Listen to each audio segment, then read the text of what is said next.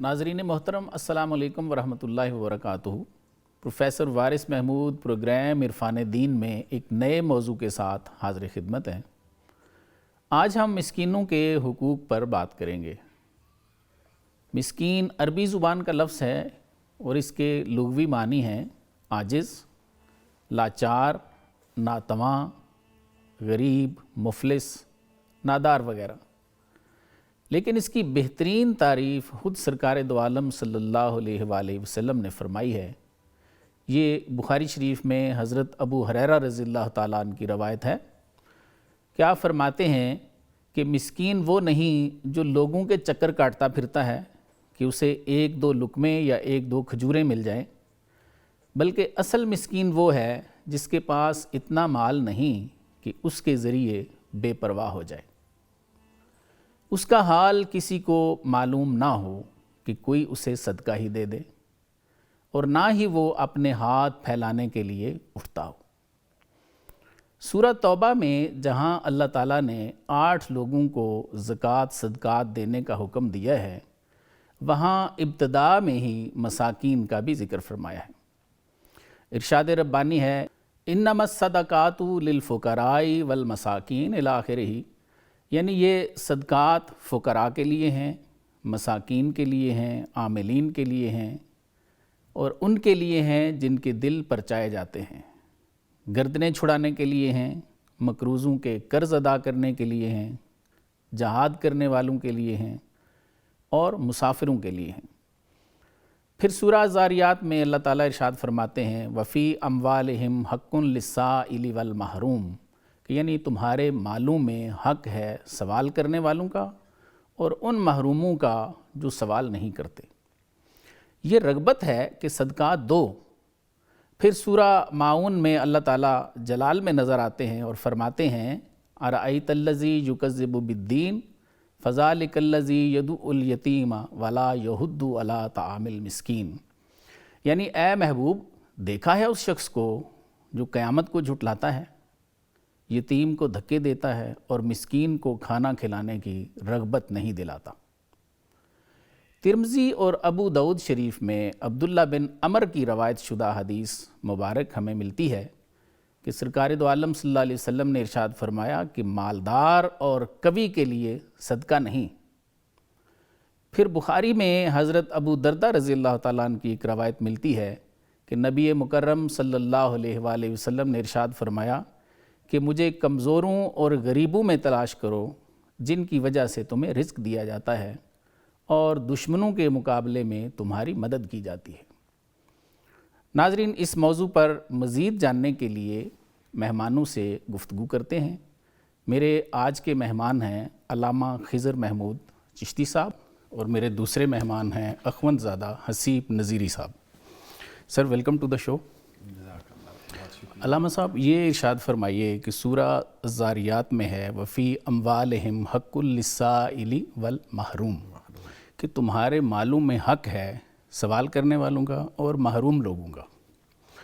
تو یہ ارشاد فرمائیے کہ اللہ تو فرما رہے ہیں ان کا حق ہے، تو اگر مالدار لوگ ہم ان کا حق ادا نہیں کرتے تو اسلام میں کیا سزا بتائی گئی ہے ہمارے لیے؟ سر بسم اللہ الرحمن الرحیم۔ سب سے پہلے تو پروفیسر صاحب آپ کا، سنو نیوز کا اور آپ کی پوری ٹیم کا شکریہ کہ آپ نے ایک مرتبہ پھر موقع دیا ہے یہاں پہ گفتگو کرنے کا۔ اللہ تعالیٰ آپ کو اس کی جزائے خیر عطا فرمائے۔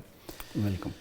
اللہ تبارک و تعالیٰ نے قرآن مجید فرقان حمید کے اندر ارشاد فرمایا لیس البر ان تولوا وجوہکم قبل المشرق والمغرب ولکن البر من آمن باللہ والیوم الآخر والملائکۃ والکتاب والنبیین وآت المال علی حبہ ذوی القربى والیتامى والمساکین وابن السبیل والسائلین وفی الرقاب۔ پوری آیت ہے صحیح کہ نیکی یہ نہیں کہ انسان جو ہے وہ مشرق و مغرب کی طرف رخ کر لے، منہ پھیر لے، صحیح، بلکہ نیکی تو یہ ہے کہ آدمی اللہ، یوم آخرت، فرشتوں پر، قرآن کریم پر، اللہ کے تمام انبیاء پر ایمان لائے اور اپنا مال رشتہ داروں، یتیموں، مساکین، مسافروں، مانگنے والوں اور غلاموں کو آزاد کرنے پر خرچ کرے، یہی لوگ سچے ہیں اور یہی لوگ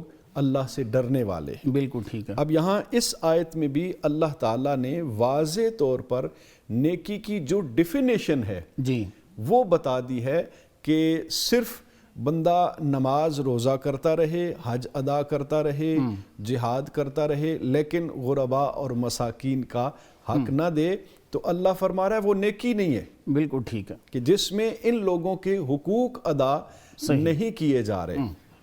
ٹھیک ہے، اب جو لوگ ان کے حقوق ادا نہیں کرتے تو اللہ کا فیصلہ ہے کہ جو کسی کا حق کھاتا ہے، اور بالخصوص زکوٰۃ اور صدقات کے حوالے سے، کہ اللہ تعالیٰ نے قرآن مجید کے اندر جو زکوٰۃ کے مصارف ہیں وہ بالکل بیان کر دیے ہیں۔ ٹھیک ہے، 8 مصارف بیان ہو گئے ہیں سورہ توبہ میں، سورہ توبہ کے اندر، کہ یہ 8 مصارف ہیں، ان کے اوپر ان کو زکوٰۃ ادا کرنا تمہارے اوپر واجب ہے۔ بالکل۔ اب جو لوگ ان کا حق ادا نہیں کرتے، ٹھیک ہے، تو سب سے پہلی جو اس کی وعید ہے وہ یہ ہے کہ مال میں برکت اٹھ جاتی ہے۔ بالکل ٹھیک، اللہ کی طرف سے مال میں برکت اٹھا لی جاتی ہے۔ صحیح۔ اب دوسرا یہ ہے کہ اس قوم کے اوپر جو قوم مساکین اور غرباء کا حق ادا نہیں کرتی، ان کے حقوق نہیں پورے کرتی، تو اس قوم کے اوپر قحط سالی مسلط کر دی جاتی ہے۔ قحط سالی کا عذاب، بارشیں نہ ہونا، یہ ہمارے ہاں دیکھیں اب اللہ تعالیٰ نے اب تو کرم کر دیا، آج باران رحمت کا نزول ہوا ہے، لیکن یہ ہمارے ان اعمال کی وجہ سے بھی کچھ ہے۔ بالکل ٹھیک، کہ ہم ان لوگوں کے حقوق ادا نہیں کر رہے، ہم صرف نمازوں کے اوپر زور ہے، تہجد گزاری پر زور ہے، رمضان کے روزوں پر زور ہے۔ بالکل صحیح، لیکن جو حقوق ادا کرنے ہیں مخلوق خدا کے، وہ ہم پورے نہیں کر رہے۔ ایک حدیث کے اندر ہے، نبی پاک صلی اللہ علیہ وسلم کی بارگاہ کے سامنے ایک جنازہ گزرا، تو حضور نے اس کو دیکھ کے فرمایا واجبت علیہ، اس پر واجب ہو گئی۔ تھوڑی دیر کے بعد دوسرا جنازہ گزرا، حضور نے اس کو بھی دیکھا تو فرمایا واجبت علیہ، اس پر بھی واجب ہو گئی۔ صحابہ نے عرض کی یا رسول اللہ صلی اللہ تعالیٰ علیہ وسلم، آپ کی کوئی بھی بات، کوئی بھی فعل اور قول جو ہے وہ حکمت سے خالی نہیں ہوتا۔ بالکل، جب پہلا جنازہ گزرا تو آپ نے اس کے لیے فرمایا کہ واجبت علیہ، ٹھیک ہے، دوسرا گزرا اس کے لیے بھی فرمایا واجب۔ اب پہلے پہ کیا واجب ہوا، دوسرے پہ کیا واجب ہوا؟ صحیح، سننے والی بات ہے۔ حضور نے ارشاد فرمایا جو پہلے کے ساتھ لوگ تھے وہ اس کی تعریف کر رہے تھے، بے شک اللہ کی مخلوق جو تھی وہ تعریف کر رہی تھی، بڑا اچھا انسان تھا، خوش اخلاق انسان تھا، لوگوں کے حقوق پورے کرنے والا تھا، یتامہ اور مساکین کا حق ادا کرنے والا تھا، ان کا خیال رکھنے والا تھا۔ بالکل ایسا اللہ تعالیٰ نے فرمایا کہ فرشتوں گواہ ہو جاؤ، اس کی نمازیں ہو سکتا ہے کم ہوں گی، صحیح، روزے کم ہوں گے، لیکن میری مخلوق راضی ہے، میں رب راضی ہوں۔ سبحان اللہ، اللہ نے جنت واجب ہوگی۔ ٹھیک ہے، دوسرا جو گزرا اس کے بارے میں حضور نے فرمایا واجبت علیہ، اس پر واجب ہو گئی۔ صحابہ نے عرض کی یا رسول اللہ اس پر کیا واجب ہوئی؟ تو حضور نے ارشاد فرمایا اس کے ساتھ جو لوگ تھے، وہ کوئی کہہ رہا تھا یار اچھا ہوا جان چھوٹ گئی محلے کی، محلہ سارا تنگ تھا، کسی کا کوئی حق ادا نہیں کرتا تھا، سب کے حقوق پامال کرنے والا تھا، سب کو تنگ کرنے والا تھا۔ اللہ نے فرمایا فرشتوں گواہ ہو جاؤ، اس کی نمازیں زیادہ ہوں گی، روزے زیادہ ہوں گے، حج بھی کیا ہوگا، صحیح، لیکن میری مخلوق راضی نہیں ہے۔ بالکل، میری مخلوق راضی نہیں، میں رب راضی نہیں، بالکل، اس پر جہنم واجب۔ اب پتہ یہ چلا کہ جو لوگ حقوق کل عباد پورے نہیں کرتے، رب کبھی بھی اپنے حقوق وہ ان کو قبول نہیں کرتا۔ نماز، روزہ، زکوٰۃ، حج جو ہے وہ قبول اس وقت تک نہیں ہوتے جب تک اللہ کے بندوں کے حقوق پورے نہیں کریں گے۔ اب جو لوگ زکوٰۃ اور خیرات ان غرباء اور مساکین کو ادا نہیں کرتے تو کیسے اللہ راضی ہو سکتا ہے ان سے؟ یہ اللہ کی ناراضگی کا سبب بنتا ہے لوگوں کے حقوق پورے نہ کرنا۔ پھر دیکھیں آقا علیہ الصلوۃ والسلام مکہ کے اندر 40 سال 50 سال آپ نے مکہ کے اندر گزارے، ٹھیک، آقا علیہ الصلوۃ والسلام نے ہر اذیت برداشت کی ہے، ہر تکلیف برداشت کی ہے، لیکن جب آپ کے غلاموں پر ان کے حقوق پر ڈاکہ ڈالا گیا صحیح. تو آقا علیہ الصلوۃ والسلام نے پھر برداشت نہیں کیا. رب کی طرف سے بھی حکم آ گیا کہ یہاں سے ہجرت کر دیجیے. صحیح. بندوں کے حقوق کی وجہ سے، اپنی وجہ سے نہیں. اب اسلام جو ہے یہ باقی ادیان کی طرح نہیں ہے. اسلام پورا ضابطہ حیات ہے. صحیح. اور ہر انسان اس کے اندر داخل ہے. صحیح. ہر انسان کے حقوق اسلام نے الگ الگ. علامہ صاحب اگر ہم یہ اپنی ڈیوٹی جو ہے وہ صحیح نہیں کرتے، لوگوں کو اپنے صدقات اور خیرات نہیں پہنچاتے ان تک، تو کیا ان پہ کچھ وبائیں بھی آتی ہیں؟ جیسے عمر رضی اللہ تعالیٰ عنہ کے دور کی ایک بڑی مشہور بات ہے کہ لوگ آئے، انہوں نے کہا کہ امیر المومنین آگ لگ گئی ہے، دیکھیں. ہاں بالکل. تو آپ نے جب دیکھا تو آپ نے فرمایا بھائی یہ آگ نہیں ہے، اپنے گھروں کے دروازے کھول دو اور لوگوں کو کہو جو جو ان کی ضرورت ہے آگے لے جائیں. تو لوگ ڈر گئے اور انہوں نے ایسے ہی کیا، تو وہ جو کچھ بھی تھا وہ غائب ہو گیا. صحابہ کرام رضوان اللہ علیہم اجمعین کی جو حیات ہے، ان کی سیرت ہے، وہ ہمارے لیے نمونہ ہے نا کہ انہوں نے کس وقت کون سا عمل کیا ہے. سبحان اللہ. اب جب لوگ حضرت سیدنا ابو بکر صدیق رضی اللہ تعالیٰ عنہ کی مثال لے لے کہ انہوں نے زکوٰۃ نہ دینے والوں کے خلاف اعلان جنگ کر دیا، جہاد کا اعلان ہو گیا تھا. وجہ کیا تھی؟ کہ ان چند لوگوں کی وجہ سے پوری قوم پر عذاب آنا ہے. یہ ارشاد فرمائیے کہ انفرادی طور پہ تو علامہ صاحب نے بڑا اچھا بیان کیا، ہمیں سمجھ آ گئی کہ ہمیں اپنے صدقات اور خیرات جو ہیں وہ حقداروں تک پہنچانے چاہیے. سب سے پہلے اپنی فیملیز میں دیکھنا چاہیے، رشتہ داروں سے پہل کرنی چاہیے. لیکن ادھر اگر ہم دور صحابہ کو دیکھیں تو حضرت عمر کی مثال ایسی ملتی ہے کہ آپ راتوں کو گشت فرماتے، ایسے ہی ہے نا؟ بالکل. اور اس لیے فرماتے کہ کسی ضرورت مند کی جو حاجت ہے وہ تو نہیں ہے کہیں، تو وہ پوری کرنے کے لیے. تو یہ ارشاد فرمائیے کہ ریاست کی کیا ذمہ داری ہے ایسے لوگوں کے لیے، ان کے حقوق جو ہیں وہ پورے کرنے کے لیے؟ سر. بسم اللہ الرحمن الرحیم. سب سے پہلے تو میں آپ کا شکریہ ادا کرتا ہوں. Welcome sir. اس کے ساتھ یہ ہے کہ جو اللہ کی راہ میں خرچ کرنا ہے اس کے فضائل کے حوالہ سے اور اس کی اہمیت پر حضرت علامہ نے بڑی خوبصورت باتیں بیان فرمائی ہیں. اور جو نہ کرے یا جو اپنا ہاتھ روک لے اس کے بارے میں وعیدیں بھی جو ہے وہ بیان فرمائی ہیں. اسلام جو ہے وہ مکمل ضابطہ حیات ہے. بالکل. زندگی کا کوئی پہلو ایسا نہیں ہے جس میں اسلام ہماری رہنمائی نہ کر رہا. بالکل صحیح. بالکل. اسلام صرف عبادت کا نام نہیں ہے، جی صرف مسجد جانے کا نام نہیں ہے. بالکل صحیح. جس طرح کے اور مذاہب کو ان کی عبادت خانوں تک محدود کر دیا گیا، اور آج بھی عالمی طور پر یہ کوششیں کی جا رہی ہیں کہ ہر مذہب کو اس کی عبادت گاہ تک محدود رکھا جائے اور باہر کی دنیا جو ہے وہ جیسے ایک گلوبل سسٹم چل رہا ہے اس کے مطابق چلتی رہے، مذہب کا باہر کے معاملات سے کوئی تعلق نہ ہو. بالکل صحیح. اسلام ایسا دین نہیں ہے. اسلام چاہے وہ مسجد ہے، چاہے وہ گھر ہے، چاہے وہ کاروبار زندگی ہے، چاہے وہ کوئی ملازمت کر رہا ہے، دکان ہے، اس کے جو مسائل دنیا کے زندگی کے شعبے میں ہے، بحیثیت شہری یا بحیثیت مسلمان اس کے اوپر جو ہے وہ مکمل رہنمائی اسلام اس کو فراہم کرتا ہے. اور جب ریاست کی بات آتی ہے تو اسلام یہ کیسے ہو سکتا ہے کہ وہ دین جو ہر پہلو کو ہمارے لیے اجاگر کرتا ہے، اس پر ہمیں روشنی مہیا کرتا ہے، تو وہ سب سے اہم چیز کو نظر انداز کرے. تو اسلام نے ریاست کو بہت سی ذمہ داریوں سے جو ہے وہ اس کو نبرد آزما ہونے کے لیے اس کو چیلنجز دیے ہوئے ہیں. یہ ایک ذمہ داری ہے جس کو حاکم بنایا گیا تو وہ ایک قسم کا کہ یہ ہے کہ اس کے لیے تو ایک وبال ہے، ایک مشکل ہے، ایک آزمائش ہے جو شخص حکومت کرتا ہے. وہ بھی ایک طرح کا گلہ بان ہے، جس طرح ایک فیملی کا ہیڈ ہے. جی بالکل. یہ تو پوری نیشن کا ہے، وہ ظاہر ہے.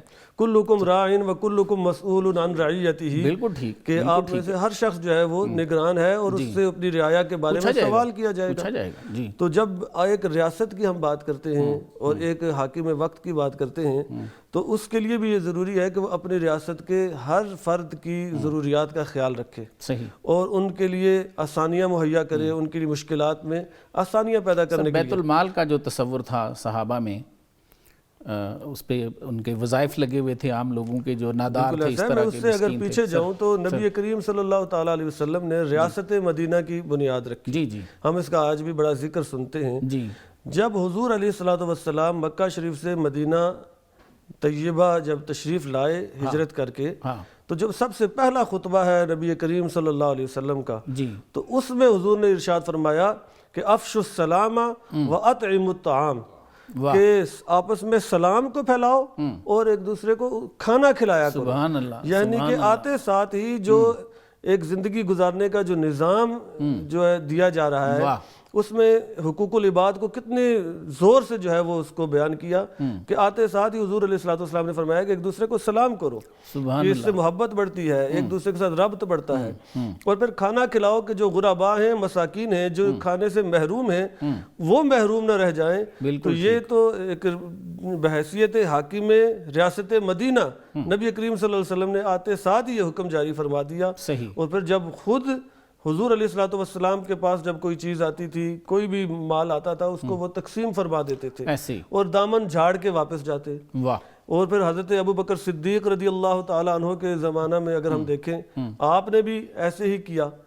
اور پھر حضرت عمر رضی اللہ تعالیٰ عنہ نے، یعنی کہ جب وہ واپس جاتے تھے تو وہ ان کے پاس کوئی مال و دولت نہیں ہوتا تھا. اور سر اس میں صرف مسلمان لوگ ہی نہیں تھے، اس میں غیر مسلم بھی شامل ہوتے ہیں. آپ صلی اللہ علیہ وسلم کا دیکھیں تو وہاں پہ بھی غیر مسلم آگے راتیں گزارتے، کھانے کھاتے، ٹھیک ہے، آپ ان کی رہائش کا بندوبست فرماتے. اور صحابہ کو اگر دیکھیں تو انہوں نے بھی غیر مسلموں کے بھی وظائف لگائے ہیں بیت المال سے.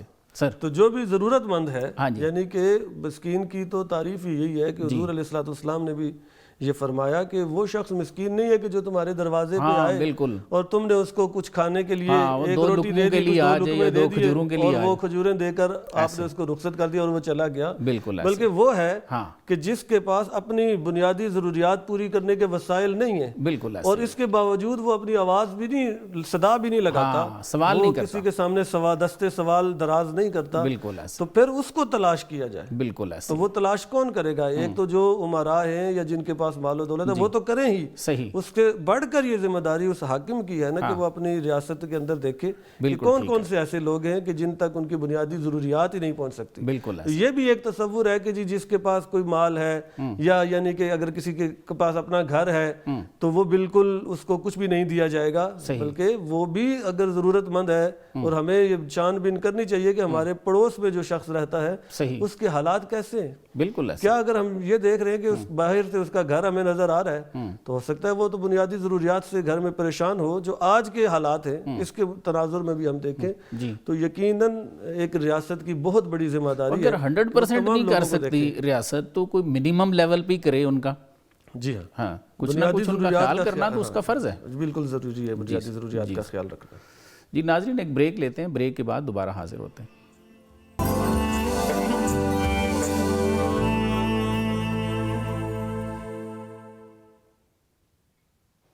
جی ناظرین، اپنے گفتگو کے سلسلے کو آگے بڑھاتے ہیں. علامہ صاحب یہ ارشاد فرمائیے کہ ترمذی شریف میں ایک سرکار کی حدیث شریف ملتی ہے کہ آپ صلی اللہ علیہ وسلم نے ارشاد فرمایا کہ یہ جو صدقات اور خیرات ہے یہ مالدار اور تندرست بندے کے لیے نہیں ہے.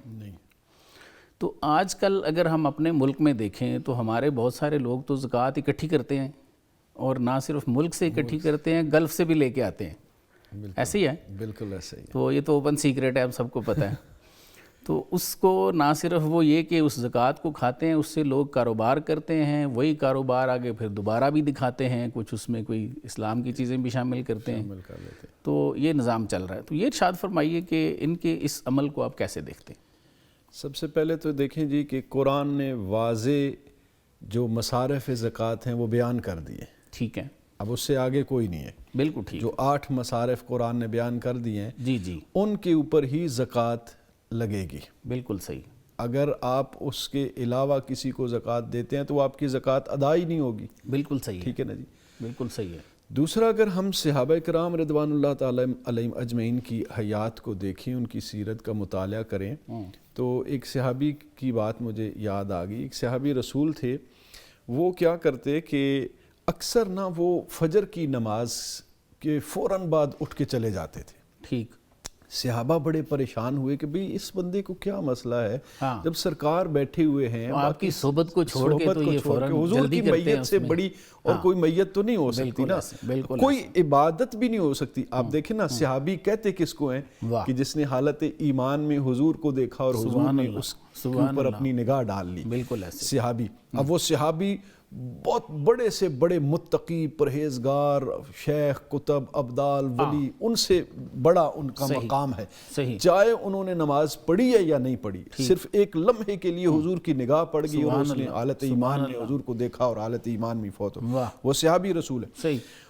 اب حضور کی معیت سب عبادتوں میں افضل ہے, سب عبادتوں سے افضل عبادت جو ہے وہ حضور کی معیت. لیکن وہ بندہ جو ہے وہ حضور کو چھوڑ کے فجر کی نماز جلدی چلے جاتے. صحابہ پریشان, بات چلتے چلتے حضور کی بارگاہ تک پہنچ گئی. آقا علیہ الصلوۃ والسلام نے بلا لیا, ہاں بھئی کیا مسئلہ ہے, آپ کا کوئی کاروبار ہے, کوئی پریشانی ہے گھر میں کہ آپ اتنی جلدی اٹھ کے چلے جاتے ہیں؟ تو ان کی آنکھوں میں آنسو آ گئے, رو پڑے. یا رسول اللہ میں بتانا نہیں چاہتا تھا لیکن آپ نے پوچھا ہے تو میں عرض کرتا ہوں. یا رسول اللہ بات یہ ہے کہ میرا پڑوسی ایک یہودی ہے, ٹھیک, اب اس کے اور میرے گھر کی ایک ہی دیوار ہے, اس کے گھر میں کھجور کا درخت لگا ہوا ہے, اچھا صحیح, جس کی کچھ ٹہنیاں اور شاخیں جو ہیں وہ میرے صحن کی طرف ہیں. اب کھجوروں کا پکنے کا موسم ہے, پکی ہوئی ہیں, رات کو ہوا چلتی ہے تو وہ ہوا سے وہ کھجوریں میرے گھر کے صحن میں گرتی ہیں. ٹھیک ہے, میرے بچے چھوٹے چھوٹے ہیں, ان کو حلال حرام کی ابھی تمیز نہیں ہے, پتہ نہیں ہے, تو میں اس ڈر سے جلدی اٹھ کے چلا جاتا ہوں کہ میرے جانے سے پہلے میرے بچے نہ اٹھ کے وہ اٹھا کے کھا لیں اور وہ ان کے لیے حرام کا لقمہ ہوگا. صحابہ نے تو یعنی اب صحابہ کی حیات کو بھی آپ دیکھیں کہ ان کے گھروں میں تو کئی دن فاقہ ہوتا تھا, لیکن پھر بھی ایک کھجور کسی کے حق کی کھانا گوارا نہیں کیا.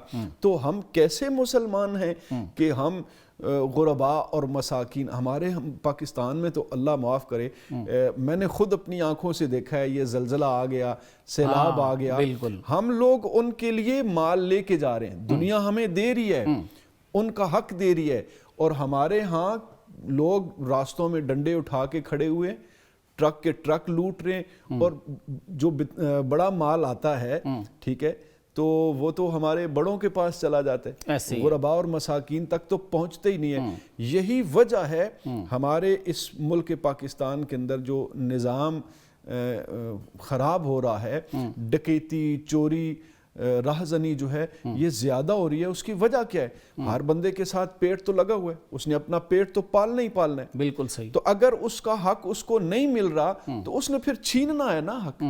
زکوٰۃ کا جو کنسپٹ اسلام نے دیا ہے وہ کیوں دیا ہے کہ مالداروں سے مال لے کے یہ حقداروں تک پہنچایا جائے, مساکین اور غرباء تک پہنچایا جائے, تاکہ چھیننے کا جو ذہن میں جو بات ہے وہ آئی نہیں, وہ پہلے ہی ان تک حق پہنچ جائے اور وہ اپنا حساب کتاب برابر کر لے. بالکل ٹھیک ہے. نظیری صاحب یہ ارشاد فرمائیے کہ قرآن میں دینے کا بہت حکم ہے, مال خرچ کرنے کا, تو یہ ارشاد فرمائیے کہ کہیں پہ مال جمع کرنے کا بھی حکم ہے, اور اگر ایسا نہیں ہے تو پھر یہ فرمائیں کہ مسلمان مال جمع کرنے کا اتنا حریص کیوں ہے؟ سر جی, سب سے پہلی بات تو یہ ہے کہ اسلام نے مال کمانے کی اجازت دی ہے, ٹھیک ہے, لیکن اس کے ساتھ دولت کے ساتھ محبت کرنے کی اجازت نہیں دی کہ اس کو جمع کیا جائے اور اپنے خزانے بھر لیے جائیں. صحیح. البتہ کمانا, تجارت کرنا, کاروبار کرنا اور مال کمانا یہ بالکل جائز ہے اور اس کو پسند کیا گیا ہے. صحیح. اب جو آپ کا یہ سوال ہے کہ جی آج انسان حریص کیوں ہے, جی, تو قرآن شریف میں اللہ تعالیٰ نے اسی مال اور دولت کے بارے میں فرمایا کہ انما المال والاولاد فتنۃ, کہ مال اور اولاد جو ہے وہ اس کو فتنہ قرار دیا گیا. بالکل صحیح. نبی کریم صلی اللہ تعالیٰ علیہ وسلم نے خود ارشاد فرمایا کہ مجھے تمہارے بارے میں یہ خدشہ نہیں ہے کہ تم مشرک ہو جاؤ گے, شرک کرو گے, بالکل ایسی, لیکن یہ ہے کہ تم دنیا کی محبت میں فنا ہو جاؤ گے, دنیا کی محبت میں جو ہے وہ چلے آگے بڑھنے کی کوشش کرو اور ایک دوسرے سے آگے بڑھنے کی کوشش کرو, اور وہی ہم آج کر رہے ہیں. بالکل ایسا ہی ہے سر. اسی طرح ایک اور حدیث مبارکہ ہے, حضور علیہ الصلوۃ والسلام نے ارشاد فرمایا کہ ایک وقت ایسا آئے گا کہ مسلمانوں کی حالت یہ ہو جائے گی کہ جو غیر مسلم ہیں وہ اس طرح ان پر جھپٹ پڑیں گے جس طرح ایک روٹی کا ٹکڑا ہوتا ہے یا دسترخوان ہوتا ہے, اس پر سارے لوگ کھانے کے لیے دوڑ پڑتے ہیں, اور اس سے ہر بندہ اپنے اپنے حصہ جو ہے وہ کھانا شروع کر دیتا ہے. امت مسلمہ کی حالت ایسی ہو جائے گی. بالکل صحیح. تو صحابہ بڑے حیران ہوئے کہ اور عرض کرنے لگے یا رسول اللہ صلی اللہ علیہ وسلم کہ کیا وہ ان کی تعداد بہت کم ہو جائے گی اس وقت مسلمانوں کی؟ کیونکہ صحابہ نے تو یہ منظر دیکھا تھا کہ وہ 313 ہیں تو ہزاروں پر غالب آ جاتے ہیں، بالکل ایسے ہی، اور تھوڑے سے ہیں تو اللہ تعالیٰ ان کو فتح سے ہمکنار کرتا ہے، تو یہ کیسے ہو سکتا ہے؟ صحیح، تو حضور علیہ الصلوۃ والسلام نے فرمایا نہیں، وہ تھوڑے نہیں ہوں گے، تعداد میں وہ زیادہ کروڑوں ہوں گے، بالکل ایسے، لیکن اس کے باوجود ان کی یہ حالت ہوگی، تو اس کا سبب کیا ہے؟ حضور نے فرمایا کہ ان کے اندر وہن پیدا ہو جائے گا۔ اللہ اکبر۔ پوچھا یا رسول اللہ یہ کیا چیز ہے؟ تو فرمایا کہ حب الدنیا و کراہیت الموت، اللہ کہ دنیا کے ساتھ ان کو محبت ہو جائے گی اور موت سے جو ہے ان کو کراہت ہوگی، موت سے ڈرنے لگیں گے اور دنیا کی محبت میں اس جو ہے یہ گرفتار ہو جائیں گے۔ بالکل صحیح۔ اور اگر میں تصوف کے لحاظ سے صوفیاء کے طریقہ کار کو اگر میں آپ کے سامنے بیان کروں جی جی، تو ایک اللہ کے ولی ہیں، ان کا واقعہ یوں بیان کیا جاتا ہے کہ ان کا بھی بڑا کاروبار تھا، مال اور دولت تھی، صحیح، تو ان کے مال اور دولت سمندری جو ہے وہ سفر کے ذریعہ سے، بحری جہازوں کے ذریعہ سے کسی دوسرے ملک میں لے جایا جا رہا تھا، جی، تو کسی نے خبر دی کہ حضرت آپ کا جو مال جا رہا تھا وہ راستے میں حادثہ پیش آیا ہے اور وہ بحری بیڑا ڈوب گیا ہے اور سارا مال تباہ ہو گیا ہے۔ صحیح، تو بزرگ نے ذرا گردن کو جھکایا اور فرمایا الحمدللہ۔ واہ، تو پاس جو مریدین تھے بڑے حیران ہوئے کہ اور کسی کو اتنے بڑے نقصان کی خبر ملتی تو وہ چیختا چلاتا پریشانی کا اظہار کرتا، جی، لیکن انہوں نے بڑے اطمینان سے، کوئی فرق نہیں پڑا۔ کچھ ہی دن گزرے تو پھر ایک اور خبر آئی کہ جو سابقہ خبر ہے وہ تو درست نہیں تھی۔ صحیح، اصل بات یہ ہے کہ آپ کا مال ان بازاروں تک پہنچا ہے، سیل ہوئی یہ چیزیں اور بہت سا منافع کما کے آپ کے نمائندے اب واپس آنے والے۔ واہ، انہوں نے پھر خاموشی اختیار کی، ذرا گردن کو جھکایا اور فرمایا کہ الحمدللہ۔ واہ، تو قریب بیٹھا ایک مرید جو ہے وہ نہ رہ سکا، تو اس نے کہا کہ حضرت آپ یہ بتائیں کہ دونوں کیفیات بالکل مختلف ہیں، ایک طرف غم کا ایک پہاڑ آپ پر ٹوٹا، دوسری طرف بے انتہا خوشی کی خبر ملی، صحیح ہے، تو آپ کا ریئیکشن ایک جیسا تھا؟ دونوں دفعہ ایک جیسا آپ نے ریئیکشن دیا، جو کہ بہت ہی متضاد صورتحال ہے۔ تو آپ نے یہ فرمایا کہ میں نے جب غم کی خبر سنی تو میں نے اپنے دل کے حال کو دیکھا، میں نے یہ دیکھا کہ کہیں وہ اللہ کی یاد سے غافل تو نہیں ہو گیا، واہ واہ، کہ دنیا کا نقصان ہوا ہے، مال و دولت کا نقصان ہوا ہے، سبحان اللہ، تو میں نے پایا کہ نہیں، وہ اسی طرح اللہ کی یاد میں لگا ہوا ہے۔ اور دوسری خبر پر بھی میں نے اپنے دل کو ہی دیکھا کہ وہ خوشی میں کہیں غافل تو نہیں ہو گیا، واہ واہ، تو میں نے پایا کہ نہیں، وہ اللہ کے ذکر میں مصروف ہے۔ اسی طرح بزرگان دین یہ بھی فرماتے ہیں کہ اس کی مثال یہ دیتے ہیں جی سر، کہ جس طرح خواتین کو آپ نے دیکھا ہوگا دیہاتوں میں وہ پانی بھرنے جاتی ہیں اور سر پر پانی کا گھڑا رکھا ہوگا اور وہ چلتی ہیں، سہیلیاں آپس میں باتیں کرتی ہیں، اٹکھیلیاں کرتی ہیں اور مذاق کرتی ہوئی جو ہے وہ بڑے آرام سے چلتی ہیں۔ صحیح، تو وہ اس کو مثال کے طور پر بیان کر کے کہ ان کا سبب کیا ہے کہ وہ ان سے وہ گھڑا گرتا نہیں ہے، صحیح، تو اس کا سبب یہ ہے کہ ان کا دل اس گھڑے کے ساتھ لگا ہوتا ہے۔ واہ واہ، باتیں تو وہ دنیا کی کر رہی ہیں، سہیلیوں کے ساتھ کھیل رہی ہیں، مذاق کر رہی ہیں، لیکن ان کی توجہ کدھر ہے؟ اس پانی کی طرف ہے، کہیں وہ گھڑا گر نہ جائے۔ بالکل فرمایا یہی مثال دنیا کی ہے کہ جب تم دنیا میں آؤ، مال اور دولت ضرورت کے تحت تم کام کرو، کاروبار کرو، رزق حلال کماؤ، لیکن تمہارے دل کے اندر اس کو نہیں آنا چاہیے۔ بالکل صحیح، اور جو بھی تم دنیا کا کام کرتے رہو، تم اپنے کام میں مگن رہو، لیکن اس کو اپنے دل کے اندر جگہ نہیں دو گے، تو اس کی ضرورت ہے۔ یہ صوفیاء کی تعلیمات ہیں۔ بہرحال اگر ہم غافل ہیں تو یہ ہمارا اپنا قصور اور نقصان ہے۔ بالکل ٹھیک، بالکل ٹھیک ہے جی۔ ناظرین ایک وقفہ لیتے ہیں، وقفے کے بعد دوبارہ حاضر ہوتے ہیں۔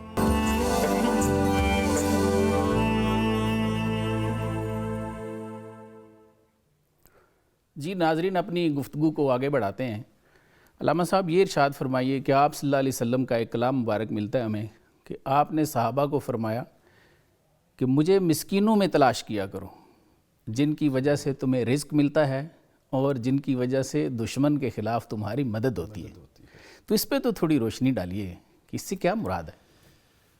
آپ اگر آقا علیہ الصلوۃ والسلام کی حیات طیبہ کو دیکھیں، ظاہری حیات طیبہ کو، تو حضور کا اکثر جو وقت ہے وہ اصحاب صفہ کے ساتھ بیتتا تھا۔ سبحان اللہ، حضور اصحاب صفہ کے ساتھ بیٹھا کرتے تھے۔ اور اصحاب صفہ ہیں کون؟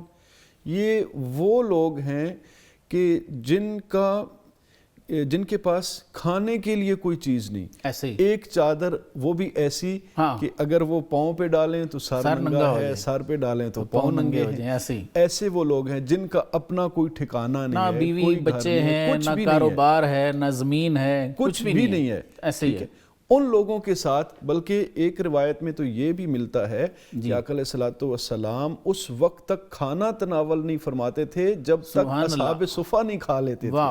یعنی حضور کو فقراء اور مساکین کے ساتھ اتنی محبت تھی, اتنی پسند تھی. بلکہ حضور نے ارشاد فرمایا میرے صحابہ تمہیں میں آخرت کا بادشاہ نہ بتاؤں؟ سبحان اللہ. جنت میں جو بادشاہ ہوں گے, صحابہ کہتے ہیں یا رسول اللہ وہ کون ہوں گے جو جنت میں بادشاہ ہوں گے؟ تو حضور نے ارشاد فرمایا میری امت کے غرباء اور مساکین وہ جنت میں بادشاہوں کی زندگیاں گزاریں گے.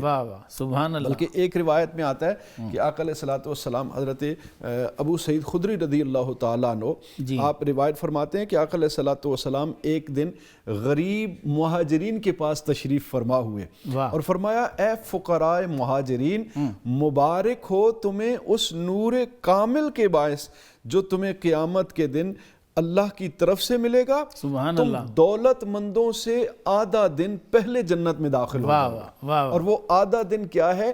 جو 500 سال اس کی لمبائی ہوگی. سبحان اللہ. 500 سال پہلے جنت میں مالداروں سے پہلے جنت میں داخل ہو جاؤ گے. بلکہ آقا علیہ الصلوۃ والسلام کی حدیث مبارکہ حضور نے ارشاد فرمایا انبیاء میں سے حضرت سلیمان علیہ السلام جو ہیں یہ سب سے آخر جنت میں جائیں گے. عرض کی کہ یا رسول اللہ وہ کیوں آخر میں جنت میں جائیں گے؟ تو حضور نے ارشاد فرمایا ان کے پاس مال اتنا تھا کہ وہ حساب دیتے دیتے اتنی دیر ہو جائے گی کہ وہ انبیاء میں سب سے آخر میں. اب دیکھیں کہ آقا علیہ الصلوۃ والسلام نے ظاہری طور پر اپنی حیات طیبہ کے اندر عملی طور پر بھی اصحاب صفہ کے ساتھ بیٹھ کر ان کے ساتھ وقت گزار کے بتا دیا کہ مجھے غرباء سے مساکین ہے, اور اللہ سے دعا بھی مانگی تو کیا مانگی کہ یا اللہ مجھے یہ زندگی دے مساکین اور فقراء کے اندر, مجھے موت دے تو فقراء کے ساتھ, اور قیامت والے دن مجھے اٹھا تو فقراء کے ساتھ اٹھا. اللہ اکبر کبیرہ. فقراء سے اتنی محبت ہے ہمیں. اچھا اس کی وجہ کیا ہے؟ کہ جو امیر لوگ ہیں, مالدار لوگ ہیں, وہ تو چلو مال پیش کر کے تو جنت خرید سکتے ہیں, ٹھیک ہے, جنت لے سکتے ہیں, نام بھی لے سکتے ہیں دنیا میں, لیکن غرباء کا کون ہوگا؟ تو حضور پہلے بتا کے گئے ہیں میں غریبوں کا ہوں. سبحان اللہ. سبحان اللہ. واہ واہ. حضور کی حدیث کو سمجھنے کی توفیق. نظری صاحب آپ اس پہ کچھ فرمانا چاہیں, کچھ ایڈ کر دیں اس پہ کہ سرکار نے اپنی دنیا اور آخرت مسکینوں کے ساتھ مانگی ہے. سر بڑی محبت سے بھرپور گفتگو انہوں نے فرمائی ہے حضرت صاحب نے. تو اس کا تو سادہ سا مفہوم یہی ہے کہ جس کے پاس دنیا کی دولت اور مال زیادہ ہے جی تو آگے اس نے حساب بھی اتنا ہی زیادہ دینا ہے. بالکل ایسے ہی.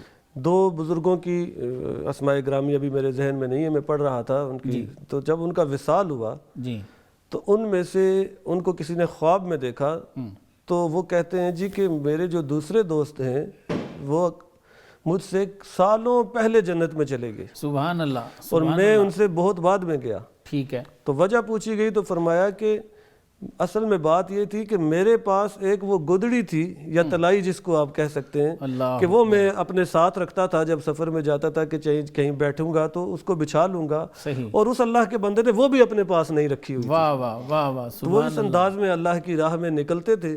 تو پھر ان کو اللہ تعالیٰ نے یہ اجر دیا کہ جس کو جتنا زیادہ مال و دولت ہوگا تو اس کا حساب بھی اتنا ہی زیادہ ہوگا. تو ان فقراء اور مساکین کے ساتھ نبی کریم صلی اللہ تعالیٰ علیہ وسلم کو بڑی محبت تھی. آپ صلی اللہ علیہ وسلم کی اپنی حیات طیبہ بھی تو ایسے ہی ہے. اماں عائشہ کی کتنی مشہور وہ حدیث شریف ہے کہ آپ نے فرمایا کہ ہم نے 3 دن مسلسل جب تک سرکار رہے ہیں تو ہم نے پیٹ بھر کے کھانا نہیں کھایا. بالکل ایسا. لیکن جیسے ہی سرکار کا وصال مبارک ہوا ہے تو اللہ نے ہم پہ دنیا کے دروازے کھول دیے. دیکھیں جی حضور علیہ الصلوۃ والسلام وہ خندق کا واقعہ اگر ہم پڑھیں جی تو جی صحابہ نے اپنے پیٹ پر ایک ایک پتھر باندھا ہوا ہے. اللہ. تو نبی کریم صلی اللہ علیہ وسلم کو جب دیکھا تو حضور علیہ الصلوۃ والسلام کے پیٹ پر 2 پتھر باندھے ہوئے. سبحان اللہ. تو اپنا کردار بھی نبی کریم صلی اللہ علیہ وسلم نے دنیا کے سامنے رکھ دیا.